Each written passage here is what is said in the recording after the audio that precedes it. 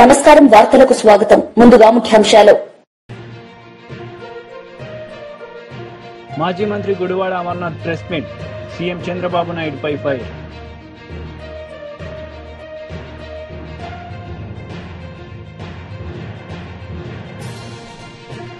మాజీ విద్యాశాఖ మంత్రి Sabitha Indra Reddy press meet CM Revanth రెడ్డిపై ఫైర్ మాజీ విద్యాశాఖ మంత్రి సబితా ఇంద్రారెడ్డి మీడియా సమావేశం నిర్వహించారు. ఈ సందర్భంగా సీఎం రేవంత్ రెడ్డిపై ఆమె మండిపడ్డారు.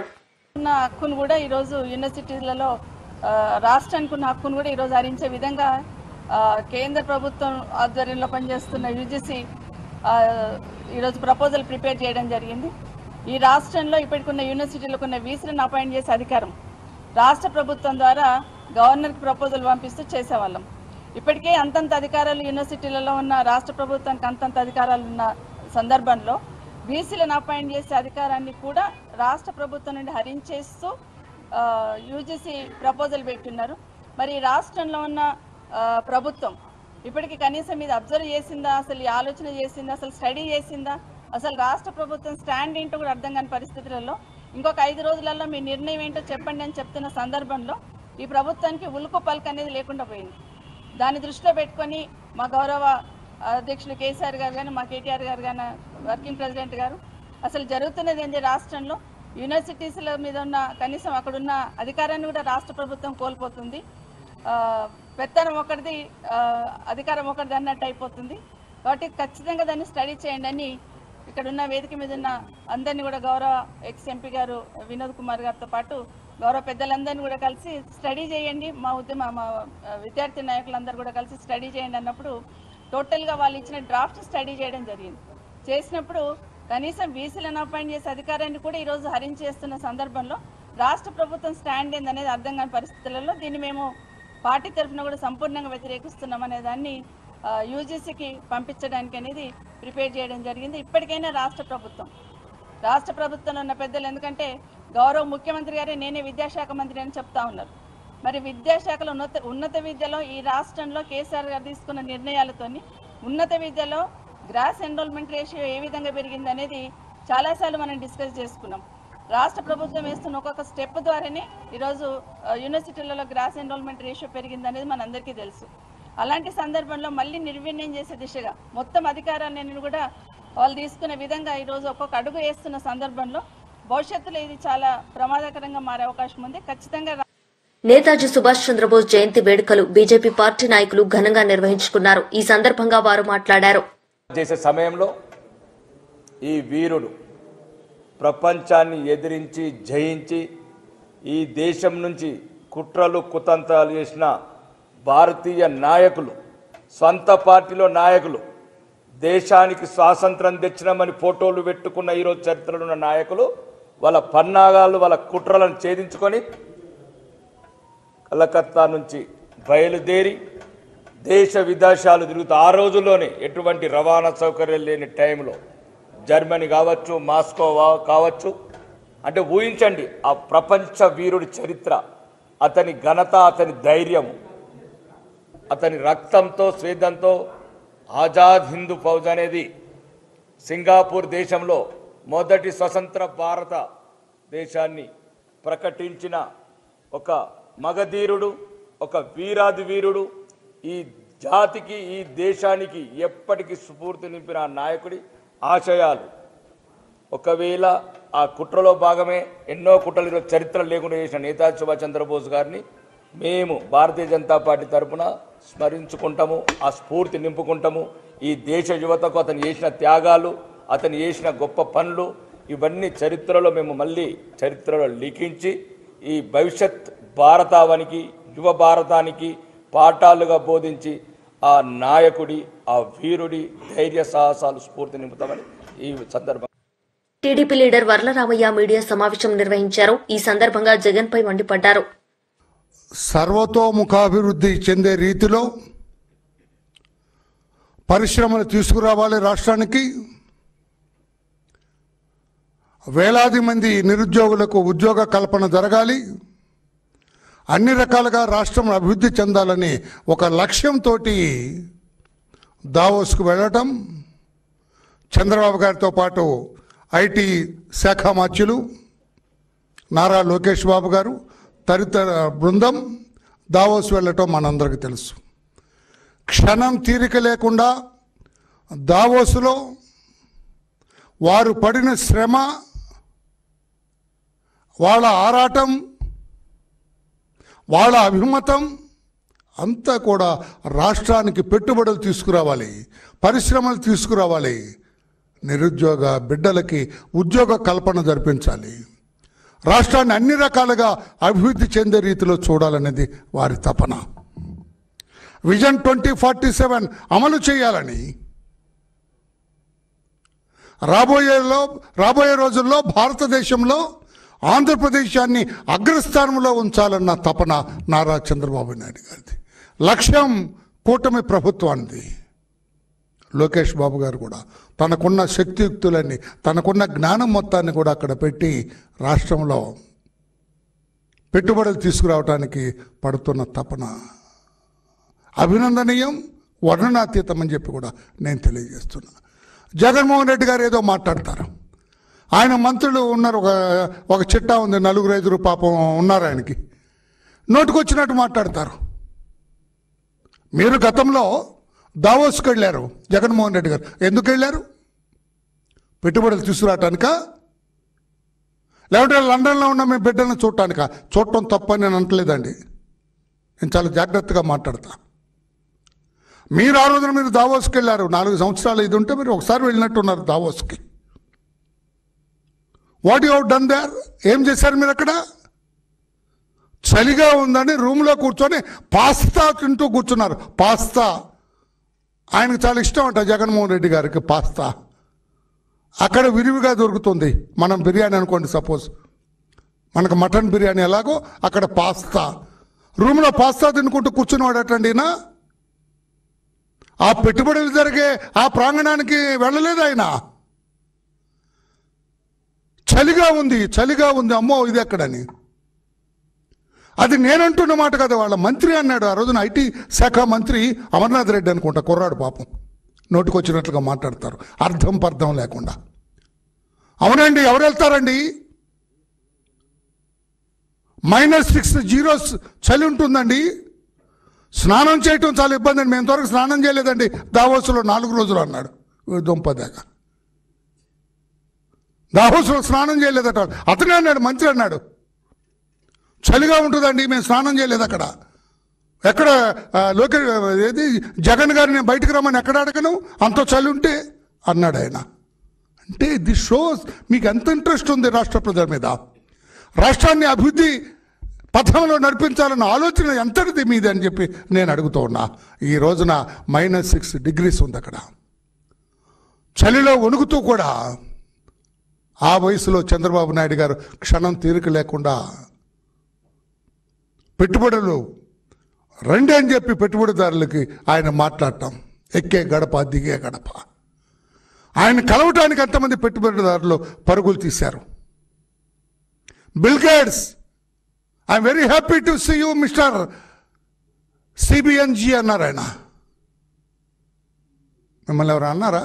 జగన్ గారు మీరు వస్తే దూరంగా వెళ్ళారు, ఎక్కడ కమిషన్లు కొడతారోనని. నిజం కాదా?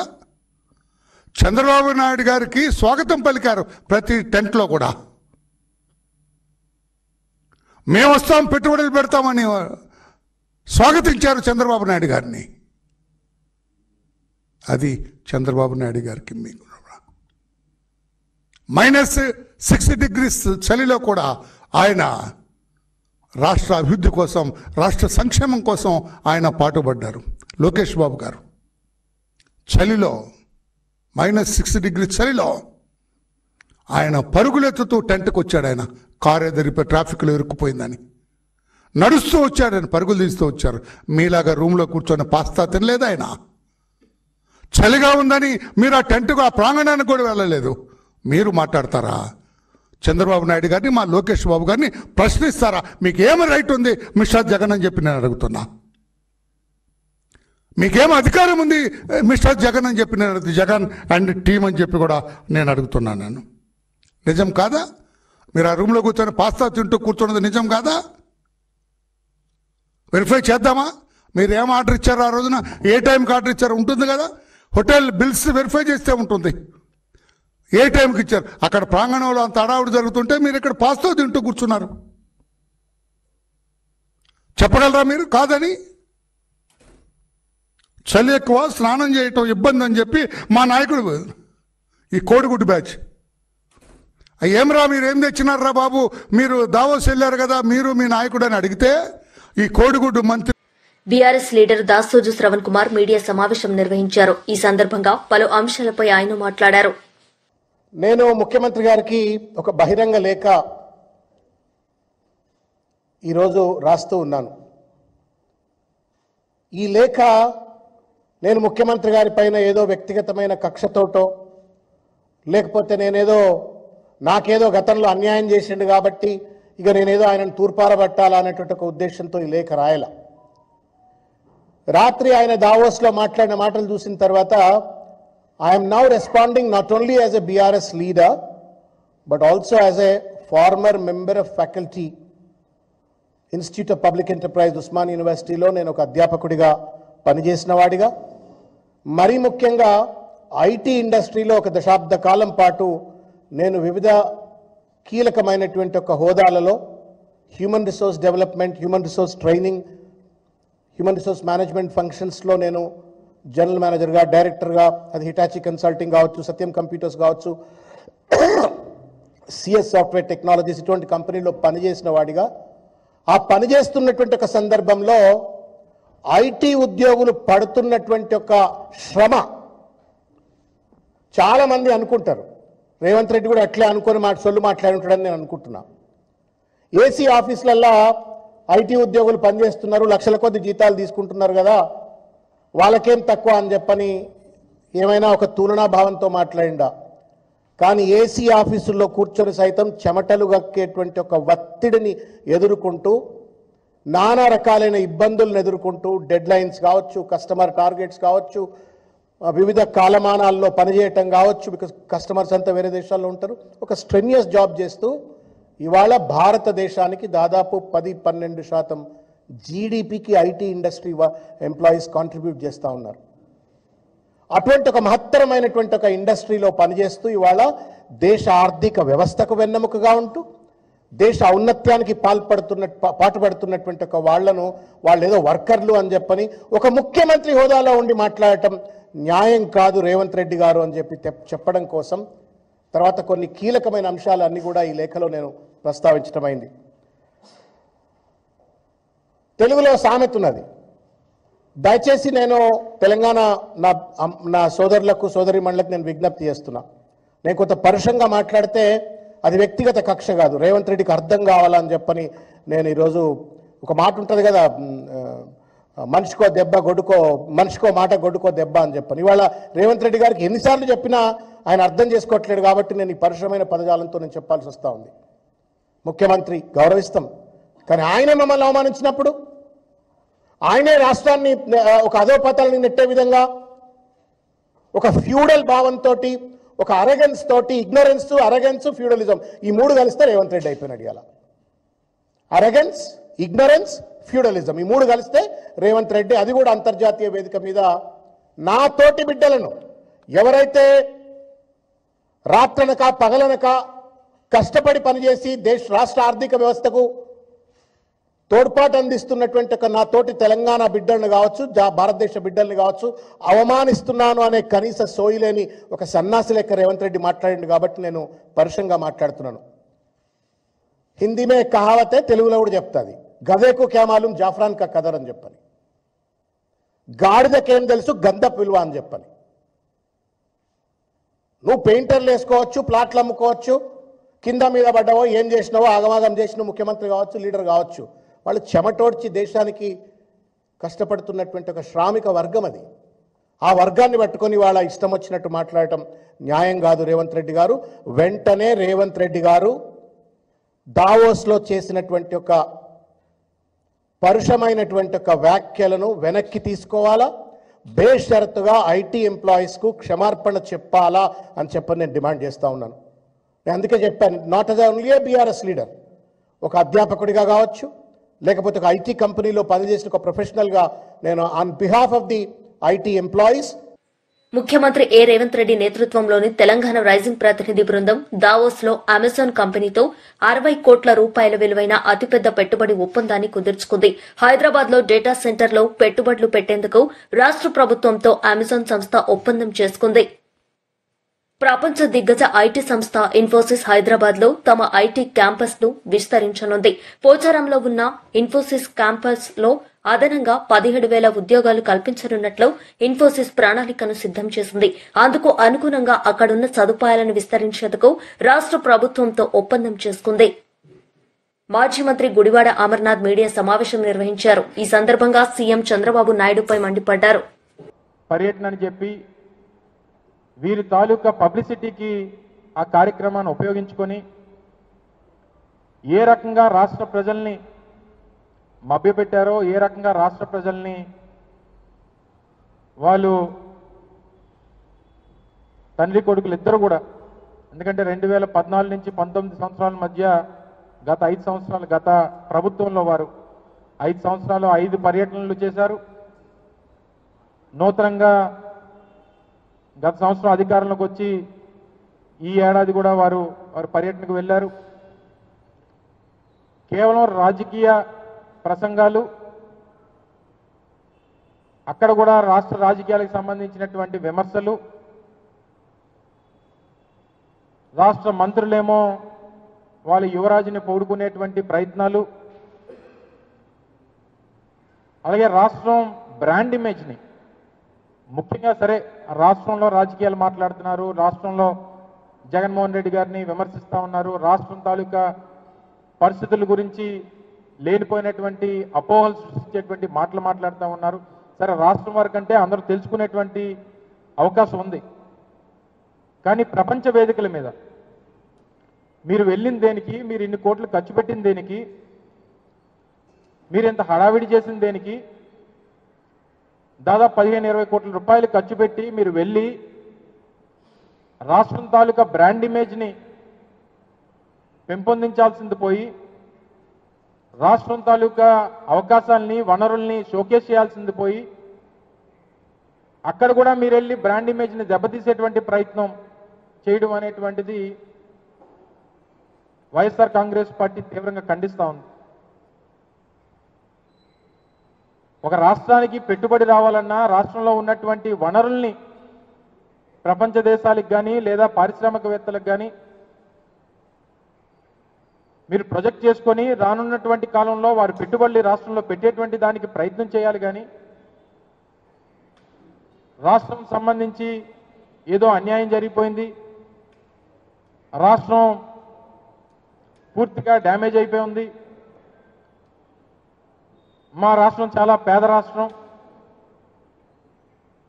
అనేటువంటి ఒక రాంగ్ ఇంటర్ప్రిటేషన్ని రాష్ట్రం గురించి స్వయంగా ముఖ్యమంత్రి గారు ఇవ్వడం అనేటువంటిది చాలా శోచనీయం. సరే, చాలామంది పారిశ్రామికవేత్తలను కలిశారు, చాలా కంపెనీలతో చర్చలు జరిపారు. చివరికి మీరు 4 రోజుల్లో సాధించింది, మీరు ఖర్చు పెట్టినటువంటి ఖర్చు, మీ తాలూకా పర్యటన, మీ తాలూకా పబ్లిసిటీ స్టంట్స్, ఇవన్నీ దేనికి మిగిలాయనంటే ఉత్త చేతులతో ఖాళీగా తిరిగి రాష్ట్రానికి రావడానికి ఉపయోగపడాయనేటువంటిది కనబడతా ఉంది. తీరా మీరు ఇచ్చినటువంటి ప్రెస్ రిలీజుల్లో కానీ, ముఖ్యమంత్రి గారి తాలూకా ట్విట్టర్లో కానీ, లేదా పత్రికా ప్రకటనలో కానీ చివరికి ఏంటయ్యా అనంటే ముఖ్యమంత్రి గారు ఎవరితోనైతే చర్చించామో కొంతమంది ఆలోచిస్తాం, కొంతమంది ఏమో చర్చిస్తాం, కొంతమంది ఏమో చూస్తాం. ముఖ్యమంత్రి గారితో మాట్లాడినటువంటి పారిశ్రామికవేత్తలు కానీ కంపెనీలు కానీ చెప్పినవి ఏంటంటే ఆలోచిస్తాం, చర్చిస్తాం, చూస్తాం. ఇది ముఖ్యమంత్రి గారితో చెప్పినటువంటి మాటలు. సహజంగా ఎవరి దగ్గరికి వెళ్ళినా ఎవరితోనన్నా మాట్లాడినప్పుడు, ఏ పారిశ్రామికవేత్తను కలిసినప్పుడైనా లేదా ఏదన్నా ఒక పెద్ద కంపెనీని మన రాష్ట్రానికి పెట్టుబడి పెట్టమని చెప్పి రిక్వెస్ట్ చేసినప్పుడన్నా సహజంగా వాళ్ళు అనేది ఏంటంటే ప్రయత్నం చేస్తామంటామో లేకపోతే చూస్తామంటాం అన్నటువంటి చెప్తారు. అదే మీకు కూడా చెప్పారు. మీరు సాధించింది ఏం లేదు. తీరా మీరు మీ తాలూకా యువరాజు అక్కడ కూడా వెళ్ళి ఆయన ముఖ్యమంత్రి అయిపోవాలి, ప్రధానమంత్రి అయిపోవాలి, ఉప ముఖ్యమంత్రి అయిపోవాలి, అక్కడ కూడా అవే ప్రసంగాలు. దావోస్ వేదిక మీద కూడా సహచార మంత్రులేమో యువరాజు గారి గురించే వారి తాలూకు మాటలు. కేవలం మీ రాజకీయ అవసరాల కోసం, రాజకీయ ప్రసంగాల కోసం ఒక వేదికను వాడుకొని మీ పబ్లిసిటీకి ఎన్నో సంవత్సరాలుగా, గతంలో మేము వెళ్ళిన తర్వాత కూడా వెళ్ళొచ్చినప్పుడు చెప్పాం, చాలామందితో చర్చించాం, 3-4 ఎంఓయూలు చేసుకున్నాం, తర్వాత జరిగినటువంటి ఎంఓయూల్ని గ్రౌండ్ చేశాం, ప్రాజెక్టులు నడుస్తూ ఉన్నాయి. తీరా మీరు చేసింది నిన్న వెళ్ళి చేసింది ఏంటంటే జేఎస్డబ్ల్యూ జిందాల్ వారు రాష్ట్రంలో పెట్టాల్సినటువంటి 3.5 లక్షల కోట్ల రూపాయల పెట్టుబడుల్ని మీరు పెట్టకుండా వాళ్ళు తగిలేశారు బయటికి. ఆ పెట్టుబడి అంతా కూడా ఈరోజు మహారాష్ట్రకు పోయింది. లేనిపోయినటువంటి తప్పుడు ప్రచారం మా మీద చేసి, మా ప్రభుత్వం మీద ఆరోపణ చేసి ఈరోజు 3.5 లక్షల కోట్ల రూపాయలు రాష్ట్రానికి రావాల్సినటువంటి పెట్టుబడుల్ని మీరు తరిమేశారు మొన్న జరిగినటువంటి సదస్సుల ద్వారా. కేవలం రాజకీయపరమైనటువంటి కక్షతో, కేవలం గత ప్రభుత్వంలో వారు పెట్టుబడులు ఈ రాష్ట్రంలో పెడతామన్నారనేటువంటి ఉద్దేశంతో రాష్ట్రానికి మీరు అన్యాయం చేసినటువంటి సందర్భాన్ని ఈరోజు మీ ద్వారా ప్రజలకు తెలియజేస్తా ఉన్నాం. పోనీ అదేం పొల్యూటింగ్ ఇండస్ట్రీ కాదు. వార్తలు ముగించే ముందు ముఖ్యాంశాలు మరోసారి. మాజీ మంత్రి Gudivada Amarnath press meet, CM Chandrababu నాయుడుపై ఫైర్.